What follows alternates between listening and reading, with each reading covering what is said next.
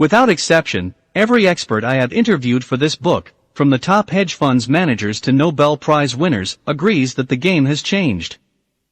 Our parents didn't have a fraction of the complexity or dangers to deal with that we have today. Why? They had a pension, a guaranteed income for life. They had CDs that paid conservative but reasonable rates, not the 0.22% you would be paid at the time of this writing, which won't even keep up with inflation. And some had the privilege of putting small investments into blue-chip stocks that paid steady dividends. That ship has sailed. The new system, which really got rolling in the early 80s with the introduction of the 401k, is an experiment that's now been conducted for the most part on the single largest generation in U.S. history, the baby boomers. How is this experiment working?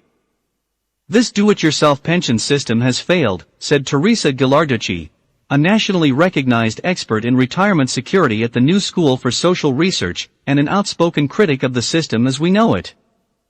It has failed because it expects individuals without investment expertise to reap the same results as professional investors and money managers.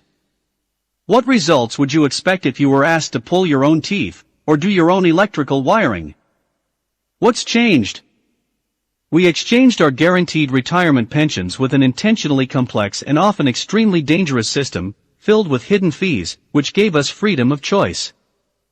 And somehow, in the midst of working your tail off, providing for your family, staying in shape, and taking care of the important relationships in your life, you are supposed to become an investment professional.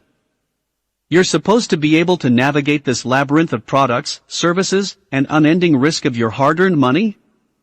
It's near impossible. That's why most people give their money to a professional, often a broker. A broker who by definition works for a company that is not required by law to do what's in your best interest. More on this baffling concept in Myth 4.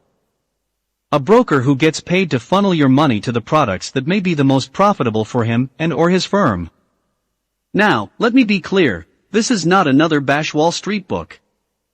Many of the large financial institutions have pioneered some extraordinary products that we will explore and advocate throughout this book.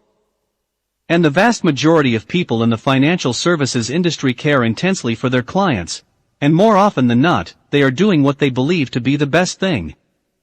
Unfortunately, many don't also understand how the house reaps profits whether the client wins or not. They are doing the best they can for their clients with the knowledge, training, and the tools, products, they have been provided.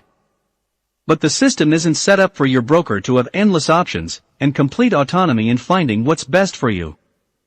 And this could prove costly.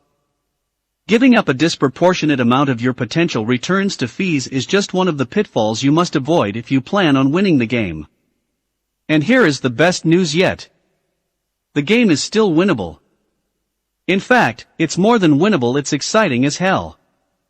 Yes, there are major challenges and more pitfalls you must avoid, but consider how far we have come. Today, with the click of a button and a minimal charge, you can invest in just about anything you want anywhere in the world you want.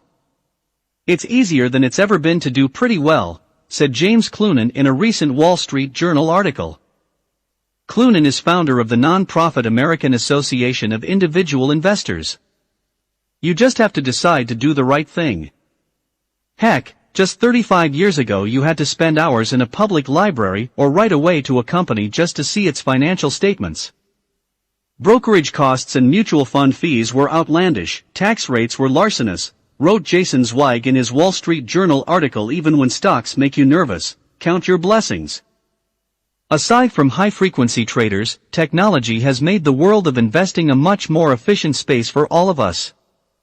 And this fits perfectly with the millennial generation, which wouldn't accept anything less. For us, it's all about convenience.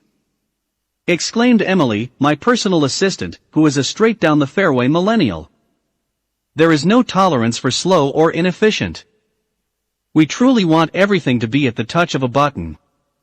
We order everything on Amazon, we lift one finger, and it's done.